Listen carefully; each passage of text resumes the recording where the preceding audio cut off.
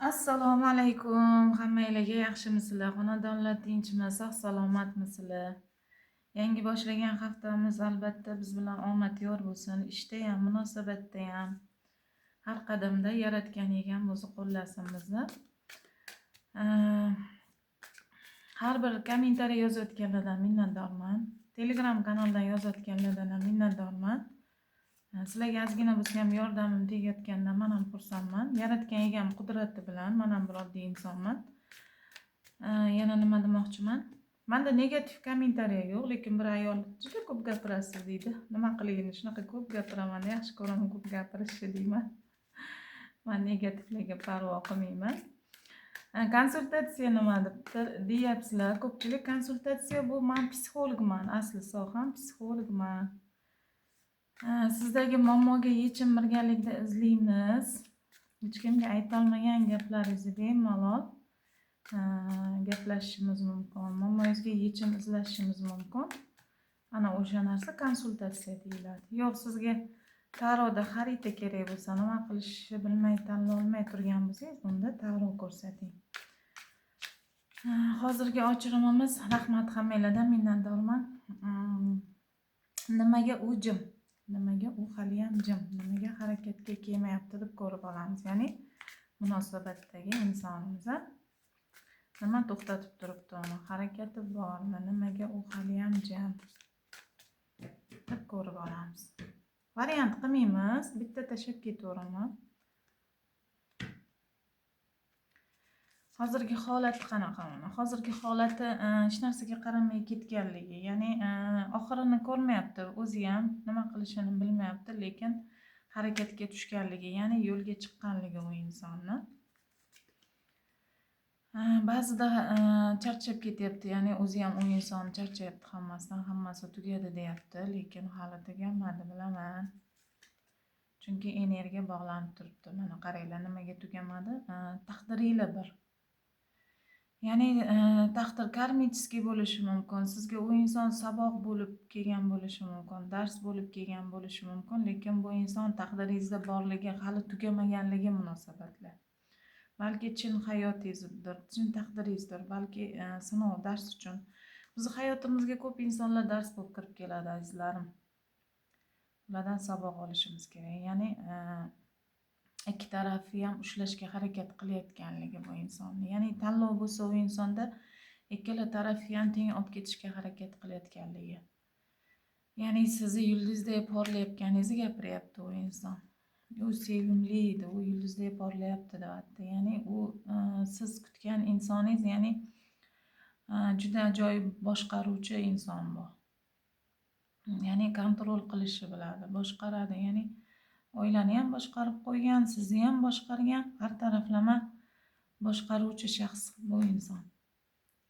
Balki katta lavozimda ishlaydigandir, balki rahbardir, balki chiroyli boshqaradigan, ya'ni adolatli boshqaradigan shaxs.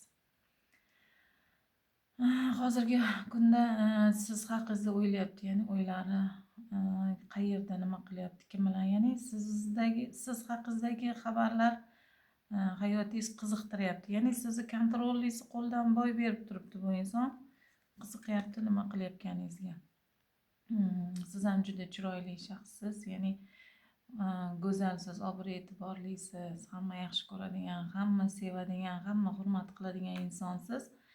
Sizda shunaqa kuch borki, siz nima qilsangiz, nima qilmoqchi bo'lsangiz uddalay oladigan shaxssiz. Siz o'zingiz ham. U boshqaruvchi bo'lsa, siz ham shunaqa shaxssiz. Sizni kuzatishda, kuzatyapti sizni. Bu insonda ozgina pul, o'zi kutgan puli kelmayaptimi, shu holatdan ozgina xafa bo'lib turibdi. Lekin keraksiz joyga energiya sarflayotganligi bu insonni. Keraksiz joyga, ya'ni energiya sarflab turibdi hozir. Oyoq qo'li bog'langan holatda turibdi. Nima uchun? Lekin sizni yaxshi ko'rishi bor, sizga hislari bor, sizni o'ylab turibdi. Lekin qo'rquvlari bor. Qo'rqyapti ozgina. Lekin oq ko'ngil inson, qalbi toza, oq ko'ngil inson, har doim izlanuvchi inson, izlanuvchi ruh bu. Qalbi toza ruh bu. O'zi ham o'zini yaxshi ko'rmayapti shu kunlarda. O'zi ham o'zini yaxshi ko'rmayapti. Ko'proq ko'cha do'stlari bilan, ko'cha bilan ovora. Ya'ni o'zini yaxshi ko'rmagan inson shunaqa bo'ladi. Lekin sizni chiroyli ta'riflayapti. Juda chiroyli ta'riflayapti. Sizga chiroyli ta'rif beryapti. Lekin ikkilanib turibdi. Nimaga ikkilanyapti? Qani nimaga? O'zini ustida ishlayapti, ya'ni o'zini anglab yetyapti desak ham bo'ladi bu inson, yoki o'zini bir kasbini ustida ishlayapti. Pul kerak bu insonga, pul topish, mana oilasiga pul kerak, ya'ni o'zini ustida ishlayotganligi yoki o'zini anglab yetayotganligini ham bildiradi. Ko'p narsani anglab yetyapti, qarang, chiroyli karta tushdi, ya'ni bu inson siz bilan o'tgan kunlari ham eslayapti, ham yana qaytarishni xohlayapti. O'sha kunlar uchun talpinyapti, o'zini ustida ishlayapti. Ya'ni bu narsa, bu karta nimani bildiradi? Men bu kartani yomon demayman, ya'ni o'zini xatolarini tushunib yetdi deb o'ylayman bu inson. Ya'ni umid bor, hali umid bor. Bu inson o'sha kerakli summani keladi, ya'ni bu insonga pul kerak edi.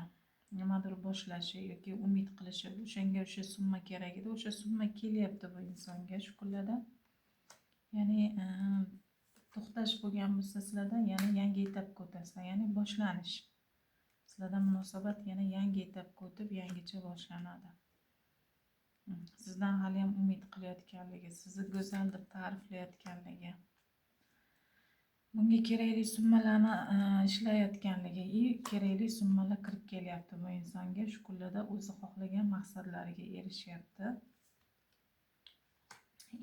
Bu insonga o'zi xohlagan puli ham kelyapti, baraka kelyapti, nimadir xush xabari kelyapti shu kunlarda. Ya'ni u inson shunaqa insonki, hamma narsaga erisha oladigan, maqsadiga erisha oladigan shaxsda bu.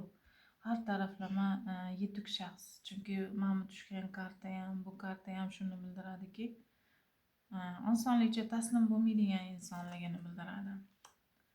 O'zi ham xafa holatdaligi hozirgi holatidan, lekin yo'lga chiqayotganligi, umid bor degani. Yo'lga chiqishi tez orada. U inson shunaqa ta'riflayaptiki, yo'lni ko'rmay ketganligi, ya'ni yaratganiga bunga bergan, taqdiridagi bergan narsani ko'rmay ketganligini o'zi ham tushunib yetyapti. Adolatli bo'lmaganini, o'sha narsani ko'rmay ketganligini o'zi ham tushunib yetyapti, o'zini anglayapti. Sizni qanaqa go'zalligingizni, qanaqa insonligingizni ta'riflayapti va nihoyat tushunib yetyapti. Ya'ni harakatga tushadi, umid bor, nimadir boshlanishi bor. Kimdir orqali kirib keladi sizni yoningizga, ya'ni kimdir yordam beradi. Umidi bor, hali umidini yo'qotmagan, harakatda, o'ylayapti, rosa chuqur o'ylayapti, analiz qilyapti, sizni yoningizga kirib keladi. Ajoyib karta. Tez kunlarda siz oldingizga kirib keladi, ya'ni ishida ham yaxshi bo'lyapti u insonning, siz bilan ham munosabat yaxshi bo'lyapti tez kunlarda. Omad tilayman, juda chiroyli kartalar hammasi. Anglab yetyapti u inson o'zini. Ko'rmaganligini, ketganligini sizni chiroyli ta'riflayotgani, o'zini o'zgartirishga harakat qilayotganligi, hammasini tushunib yetganligini aytyapti. Rahmat, omad tilaymiz. Har bir munosabatdagi insonlarga omad tilaymiz. Yana bir narsani aytib o'tib ketkim keldi. Ketmoqchi bo'lgan insonni qo'yib yuboring. Ketmoqchimi qo'yib yuboring. Ushlab qolishga urinmang u insonni. Sizga qaysidir eshik yopilsa, qaysidir zo'r eshik ochiladi. Hayotingizga eskini qo'yib yuborsangiz, yangi inson kirib keladi. U ketadigan inson bilan, kelajagingiz yo'q inson bilan umr qisqa, umringizni o'tkazmang deyman. Ya'ni behuda ketkazmang uni kutish bilan.